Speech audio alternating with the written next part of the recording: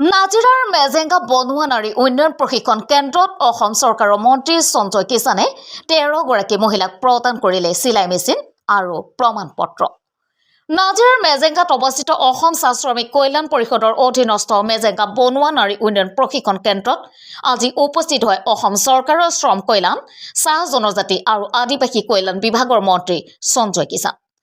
অসম চৰকাৰৰ মন্ত্ৰী সঞ্জয় কিষাণ মেজেংগা বনুৱা নাৰী উন্নয়ন প্ৰশিক্ষণ কেন্দ্ৰত উপস্থিত হৈ আনুষ্ঠানিকভাৱে 13 গৰাকীকৈ মহিলাক প্ৰদান কৰে চিলাই মেচিন আৰু প্ৰমাণ পত্ৰ। মেজেংগা বনুৱা নাৰী উন্নয়ন প্ৰশিক্ষণ কেন্দ্ৰত 6 মাহ প্ৰশিক্ষণ লোৱাৰ পিছত আজি এই 13 গৰাকী মহিলাক চিলাই মেচিন আৰু প্ৰমাণ পত্ৰ প্ৰদান কৰা হয়। ঝুমুৰ হুঁচৰি পৰিৱেশনেৰে জীপাল কৰা এই অনুষ্ঠানত উপস্থিত থাকে নাজিৰা সমষ্টিৰ বিধায়ক দেৱব্ৰত শইকীয়া, অসম চাহ শ্ৰমিক কল্যাণ বিভাগৰ আয়ুক্ত কণপাই দাস, আৰ্ট ফেডৰ উপাধ্যক্ষ প্ৰহ্লাদ গোৱালা, নাজিৰা মহকুমাধিপতি আয়ুষী জৈনৰ লগতে কেইবাগৰাকীও বিশিষ্ট ব্যক্তি। নাজিৰাৰ পৰা দিলীপ হাজৰিকাৰ ৰিপৰ্ট, অসম ৰিপৰ্ট।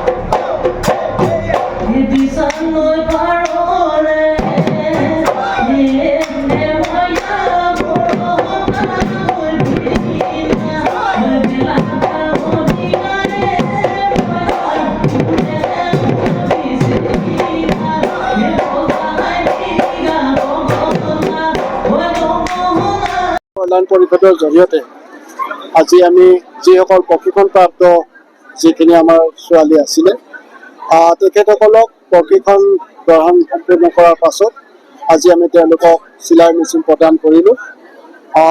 সৰ্বমুঠ 13গৰাকী আমাৰ প্ৰশিক্ষাৰ্থীক আমি আজি চিলাই মেচিন প্ৰদান কৰিলোঁ।